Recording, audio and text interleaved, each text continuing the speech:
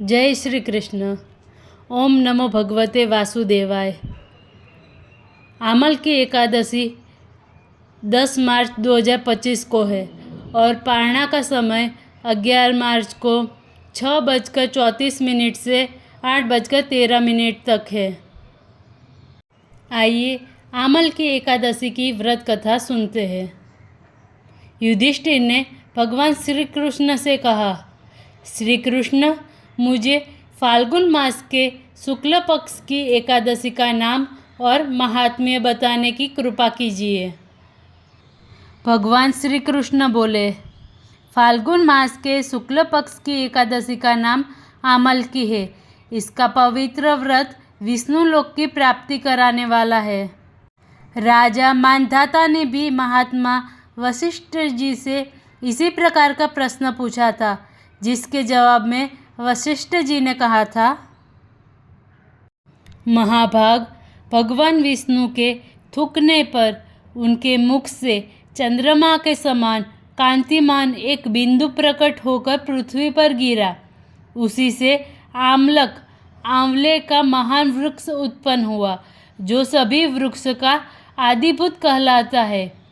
इसी समय प्रजा की सृष्टि करने के लिए भगवान ने ब्रह्मा जी का उत्पन्न किया और ब्रह्मा जी ने देवता, दानव, गंधर्व, यक्ष, राक्षस, नाग तथा निर्मल अंतःकरण वाले महर्षियों को जन्म दिया। उनमें से देवता और ऋषि उस स्थान पर आए जहाँ विष्णु प्रिय आमल का वृक्ष था। उसे देखकर देवताओं को बड़ा विस्मय हुआ, क्योंकि उस वृक्ष के बारे में वे नहीं जानते थे। उन्हें इस प्रकार विस्मित देख आकाशवाणी हुई, महर्षियों, यह सर्वश्रेष्ठ आमल का वृक्ष है जो विष्णु को प्रिय है।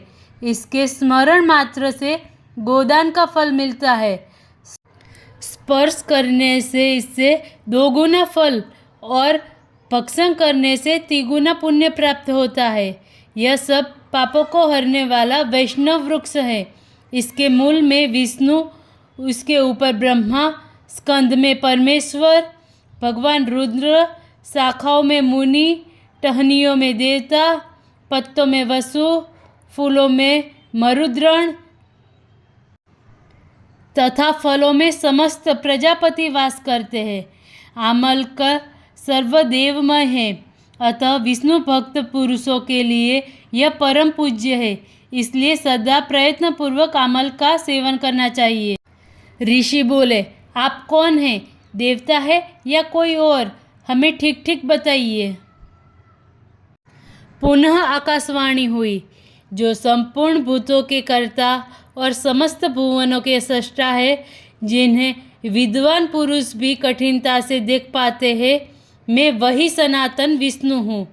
देवादिदेव भगवान विष्णु का यह कथन सुनकर वे ऋषिगण भगवान की स्तुति करने लगे। इससे भगवान श्री हरि संतुष्ट हुए और बोले, महर्षियों, तुम्हें कौन सा अभीष्ट वरदान दूं? ऋषि बोले, भगवान, यदि आप संतुष्ट हैं तो हम लोगों के हित के लिए कोई ऐसा व्रत बतलाइए जो स्वर्ग और मोक्ष रूपी फल प्रदान करने वाला हो।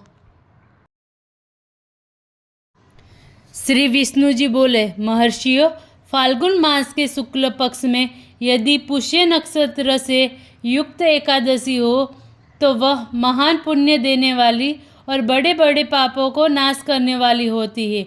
इस दिन आंवले के वृक्ष के पास जाकर वहां रात्रि में जागरण करना चाहिए। इससे मनुष्य सब पापों से छूट जाता है और सहस्त्र गोदान का फल प्राप्त करता है।